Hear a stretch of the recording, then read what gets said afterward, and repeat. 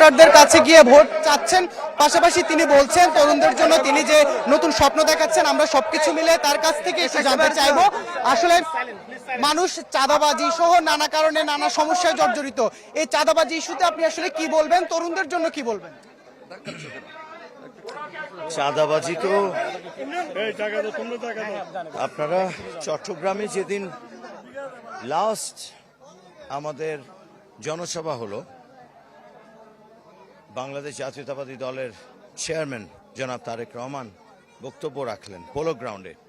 সেখানে তিনি একটি কথা বলেছিলেন, সেটি হলো দুর্নীতির বিরুদ্ধে যদি আমরা জনগণের ভোটে আমরা কাজ করবার সুযোগ পাই সরকারে গিয়ে, তাহলে দুর্নীতির বিরুদ্ধে তিনি জিরো টলারেন্স দেখাবেন।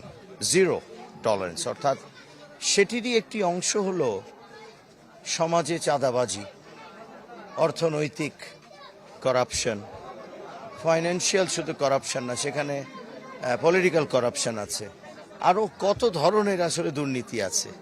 তো সেই জায়গাটা আমাদের দেখতে হবে যে চট্টগ্রামে, বিশেষ করে আমি যে চট্টগ্রাম 10-এ, এখানে চাঁদাবাজিকে কোনোভাবে প্রশ্রয় দেওয়া যাবে না।